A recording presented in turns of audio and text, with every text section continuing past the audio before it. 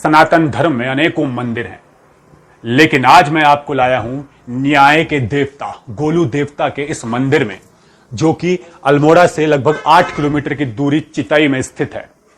इस स्थान को आप घंटियों वाले मंदिर के रूप में भी जानते हैं, जहां लाखों की संख्या में घंटियां हैं, प्रवेश से लेके अंतिम छोर तक। और गोलू देवता को न्याय का देवता कहा जाता है।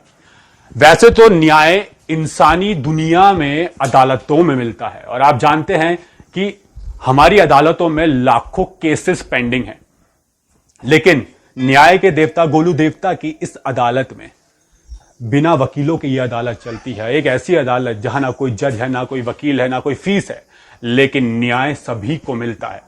और जिनकी भी यहां मनोकामना पूरी हो जाती है, वो इन घंटियों को यहां चढ़ाते हैं।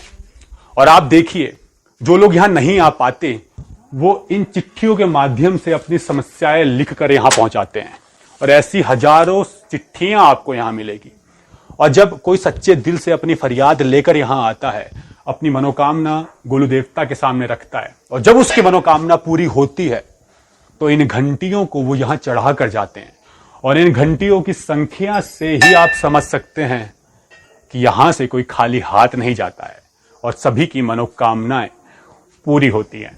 यहां पर गोलू देवता जी को गौर भैरव के रूप में पूजा जाता है, और आप इन घंटियों की संख्या देखकर अंदाजा लगा सकते हैं इस स्थान के महत्व का। एक तरीके से पूरी दुनिया में ये एकमात्र ऐसा मंदिर है जहां आपको लाखों की संख्या में घंटियां मिलेंगी। कोई और मंदिर नहीं है इस पूरे ब्रह्मांड में जहां इतनी संख्या में घंटियां हैं, जो आप मेरे इस तरफ भी देख रहे हैं, और आपका पीछे का ये नजारा तो आपको दिख ही रहा है। आपने कई मंदिर देखे होंगे जहां लोग अपनी फरियाद लेकर जाते हैं, अपनी मनोकामना लेकर जाते हैं, लेकिन वहां वो धागा बांध कर आते हैं, चुन्नियां बांध कर आते हैं। लेकिन यहां तो लोग अपनी फरियाद इन चिट्ठियों में लिखकर भेजते हैं। और आपको मैं दिखाना चाहूंगा,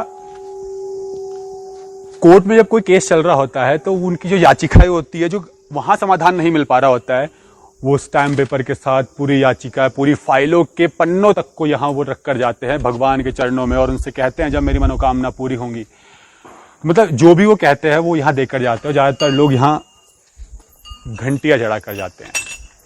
और आप खुद देखिए, यहां पे ये घंटियां गवाह है कि ये स्थान मनोकामना पूरी करने वाला स्थान है। यहां आने वाला कोई भी व्यक्ति न्याय के देवता के इस दरबार से खाली हाथ नहीं जाता है। हर तरफ आपको ये लोगों के जो लेटर्स दिख रहे हैं, इन सब में लोगों ने अपनी समस्याएं लिखी हुई हैं। कुछ कोर्ट के कागज भी यहाँ पे होंगे, प्रॉपर्टी के कागज तक यहाँ पे होंगे, क्योंकि लोगों की विभिन्न प्रकार की समस्याएं हैं।